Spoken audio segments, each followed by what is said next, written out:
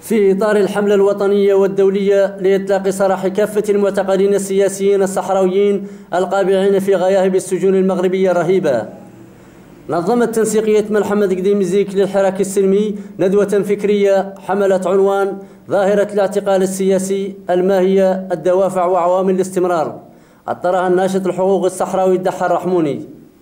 وقد انطلقت الندوة في تمام الساعة 5 بتوقيت غرينتش، حيث افتتحها الحبيب الصالحي بمداخلة ناشد فيها الجماهير الصحراوية إلى الاستمرار في تكثيف الفعل النضالي من أجل الضغط على الدولة المغربية لإطلاق سراح المعتقلين السياسيين الصحراويين، في حين عكس المعتقل السياسي السابق والناشط الحقوقي سيدي محمد ددش في مداخلته صورة من معاناة المعتقلين السياسيين الصحراويين وراء قضبان النظام الرجعي المغربي، ليعبر محمد الطالب في مداخلة ألقاها عن ضرورة الاستمرار في الحراك السلمي للدفع بعجلة الفعل الثوري إلى الأمام.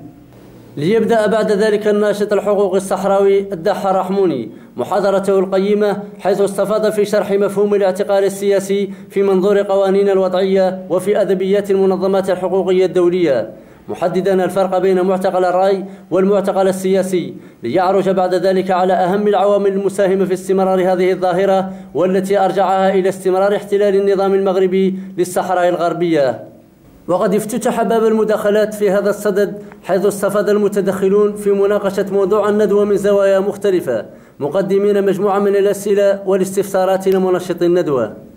وفي الأخير انتهزت تنسيقية محمد قديم زيك للحراك السلمي هذه المناسبة لتقوم بإهداء صورة فنية عبارة عن شعار أو لوغو للحملة الوطنية والدولية لإطلاق سراح جميع المعتقلين السياسيين الصحراويين إلى الناشط الحقوقي الصحراوي الدحار الرحموني، تثمينا له على مساهمته ومشاركته الفعالة في تنشيط هذه الندوة الفكرية، والتي تعتبر حلقة في سلسلة الندوات والأنشطة التي سطرتها تنسيقية محمد قديم زيك في برنامجها من أجل إطلاق سراح جميع المعتقلين السياسيين الصحراويين. محمود الحيسن، العيون المحتلة.